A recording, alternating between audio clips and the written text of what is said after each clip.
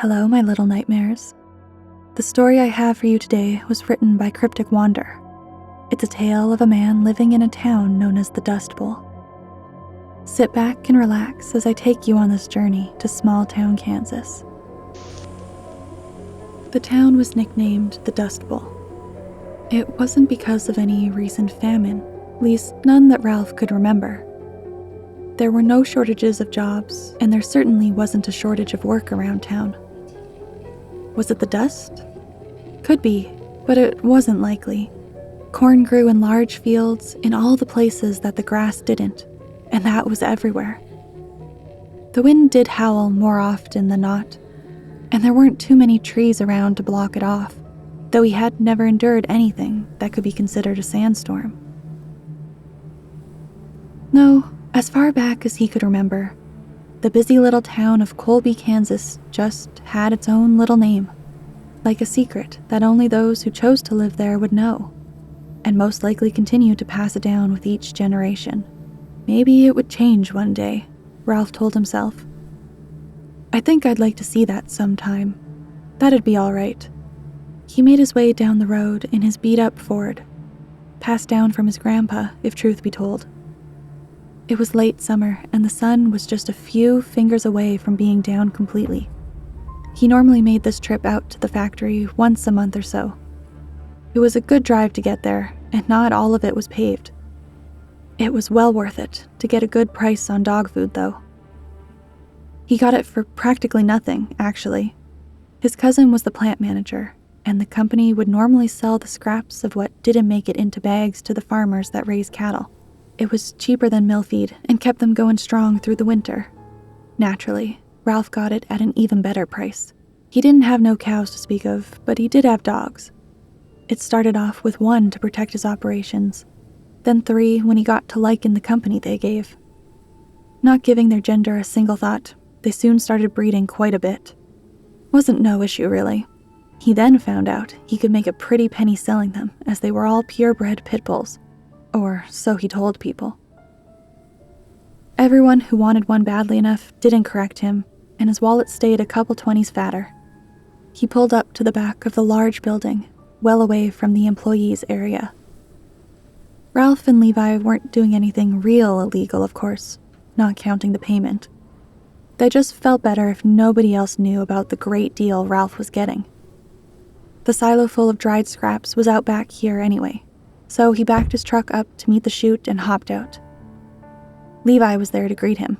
Hey, Ralph. How's it going? Asked Levi, reaching out a hand to shake. Oh, can't complain. Been bagging me up some coyotes lately. I figured there's a den made up somewhere along the hills to the south of my place, Ralph replied, taking Levi's hand and, not so subtly, passing along 2 baggies of methamphetamine. Man, I ought to come out there with you one of these days. We'll bag us a whole fam-tamily, he said with a chuckle. Yeah, I think that'd be all right. Levi pulled a lever that let loose the shredded, discarded animal remains. It always had a right awful smell to it, but this smelled like something was dying for a month before it finally kicked. Man, Levi, you using rotten assholes for filler now? Yelled Ralph. He made to plug his nose in an effort to not actually taste what was going into his lungs. It was a vain attempt. Haha, might as well be. Got a new contract with that medical plant up in Atwood. They got a lot of crud to get rid of, and I got a lot of cows to feed. Not too shabby a deal if you ask me. Minus the smell, that is. Well, just you make sure it don't go killing my pups. Be a lot less business for you if you do, in both meanings of the word. They ain't gonna pay no mind. You worry too much about things, Ralph, Levi said, closing off the valve once more. You just tell me how they like it next time you come by, eh? Yeah, I suppose that'll be all right. You have a good one now, cuz, and come on by if you ever want to take some pot shots at them coyotes, said Ralph as he climbed back into his old truck. It's a damn good deal indeed, he thought to himself on the ride home. The sun was now down less than a finger and shining right into his eyesight. That perfect time of day when even if a cop does see you, he won't for very long, and probably wouldn't be up for asking questions. Not when there was dinner to get back to. With only a couple grams of the stuff he made in the basement, and he had enough food to keep trespassers off his property for another month. True, the truck usually smelled like a crushed bag of assholes, especially in the summertime, but this was a new level of bad. Ralph was wondering if he was going to make it home before yakking, and to his relief, he did indeed. It was a few skips away from his truck, in fact. He bent over the gate he kept locked up and let everything from the day pour out. Deep brown chicken and curdled mashed potatoes splashed at his feet, and ahead of him, the dogs were already barking up a storm, 15 of them at the time. "Shut up, you bunch of mutts! I'll kick every last one of you." Ralph got himself together and popped the lock off of his gate. Taking a deep breath of semi-fresh air, he got back into his truck and drove it to the house itself, not bothering to relock the gate. He rolled back out and grabbed the feeding bucket off of the porch. 4 of the dogs, his favorites, were tied up closest to the porch. They could at least get out of the rain if need be. The others were scattered every which way around the yard to cover his bases. He never had any trouble with the police, apart from his younger days when he didn't have no license. But kids from town had the habit of running amok. Years ago, Ralph was set on his porch in the dark, taking in the sounds of the nightlife when he heard a few of them moving around. He caught one of them saying, "We're gonna be rich," before grabbing his gun and shooting blindly into the direction the voice had come from. He could only assume that they thought he was a rich, elderly eccentric, too old or feeble to protect what was his. Either way, he didn't need to attract more attention than necessary, so he got his first pup, Benji. Things had been pretty quiet since then. Slamming the bucket into the foul-smelling scraps, he swung it out into their troughs, where it was all hungrily devoured. It wasn't that he starved them or anything. Hell, they ate better than he did some nights. But what good's a guard dog if they ain't got no drive? They finished their meal for the night and, surprisingly, they all lay down and kept quiet. Usually they'd bark and whine for more and he'd yell, "Shut up," as he walked back into his house. Not being one to break tradition, he let out a quick "shut it" as he walked through his doors. Though the inside wasn't real dirty, it was never really clean. Years of dust-covered furniture and creature comforts cluttered every room. Most of it not important enough to bother writing or doing anything with. When something did block his way like the busted-up kitchen chair, he'd kick it out of the way or step around it if it was easier. He walked through to the living room and over to the bookcase that not so subtly jutted out. He built it years ago after his wife left him. She found out about and couldn't handle his cooking business. She was clearly the idiot there, as he had been making major dineros for years. How else did she think he could afford all that face junk, and to get her hair did up every few weeks? Well, that was all right, he supposed. He had enough to support all his needs and buy his way out of any trouble. With the flick of an eye bolt, the old shelf swung itself open, and down the stairs he went, to his kitchen in the basement. He spent the next many hours mixing chemicals with each other and gently heating them until they were just right. He knew full well the consequences of something going wrong. One time, back when he first started, he turned the burner on under a small test batch without too much of a second thought and went to get packaging ready. You know those thermoses that have the false bottom? Yeah, those work just fine. Even made a few extra bucks on them alone. Without warning, there was a deafening explosion from behind him. He slowly pushed himself up, coughing from all the fumes that hung in the air. His ears were ringing something fierce, and he stumbled his way back upstairs. Surprisingly, nobody either heard or called the police. He'd never make that mistake again. His hands jerked when the dog started to bark. Looking at his wristwatch, he saw it was 2 o'clock in the morning.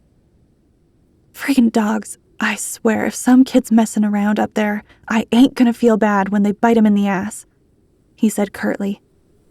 He moved up the stairs and listened. The barking increased, and it was followed by the sharp kind of whine that only a dog can make. Must be them coyotes again. He went back down to grab his .22. Nothing that would wake the rest of the nearby town, but it would definitely get the job done. Running back upstairs, he pushed open the front door. Not in 100 years could he be prepared for what he saw. Ahead of him, where 15 dogs had been, now lay 15 blood-soaked corpses. Even in the darkness, he could see the shimmering reflection of the still bodies, with only the sound of the wind gently blowing through the dust bowl. He murmured nonsensically, his mind temporarily coming to a halt. There was no contingency for these circumstances, no script for him to follow. His pale hands shook as they searched for the doorknob behind him, and he stumbled his way back in, doing everything he could to get to safety. Numbly, he moved into the living room, tripping over that damn broken chair, and fell flat on his face. Stars exploded as his world went black. His nose gushed like a crushed tomato, and he barely registered the sound of shattering glass to his left. Floundering his way to his knees, he squinted in the direction to see one of his dogs. It slowly padded its way over and stopped short to smell the blood in the air. Ralph's hands looked around for the gun, and shakily he began to raise the weapon. The dog looked dumbly at him. Ralph wasn't quite sure what, but something was off. There was no emotion. Its tongue didn't loll out, and any hint of what was on its mind was completely absent. "Benji?" he asked, slowly reaching out a hand to the dog's snout. In an instant, the dog's face ripped in half, going the wrong way. A mess of red exploded all over Ralph as a razor-sharp tendril shot out of the beast's neck. He pulled back, his hand giving way at the wrist, and fired with his other hand. The shot missed wildly, and he got up to run for the open basement. What had once been the dog now grew larger. Its skin stretched and sloughed off, giving way to raw muscle. The two heads began growing independently. Two skulls with barbed teeth pointed in different directions snapped their way out of the ruined halves of the faces, the center of both making a rudimentary mouth in its own right. Ralph only made the first couple of steps before tumbling his way down. He lay there in misery, groaning from the ache that shot through him. He didn't know what, but something inside of him had broken, and dragging himself away from the stairs caused new daggers of pain throughout his chest. He temporarily forgot about that, though, as he looked to the top of the stairs. The creature stood before him like a beast from Revelations. Its spiked tongue whipped back and forth through the air, eager to be utilized again. In the back of his mind, Ralph heard the sounds of more shattering glass. For a quick moment, he had hoped that help was here, that he was going to be spared this terrible fate. His heart quickly sank, however, as from behind the descending creature, more tendrils began to wave into view. He knew there weren't any hope for him. He was a sitting duck, and the blood he felt pooling into his abdomen sold him on that. He looked up to the table where his ingredients were. Lucky for Ralph, he forgot to turn the burner off in his latest batch, and it was a biggin. If he couldn't save himself, he might be able to take these abominations out with him. "Well, that'd be all right, I suppose," he wheezed. Just as the monster came down the last step, he threw his rifle as hard as he could at the kitchen table. He didn't even have time to register there was an explosion. In the blink of an eye, smoke and dirt rose up from the now leveled house and rode the wind straight into the dust bowl.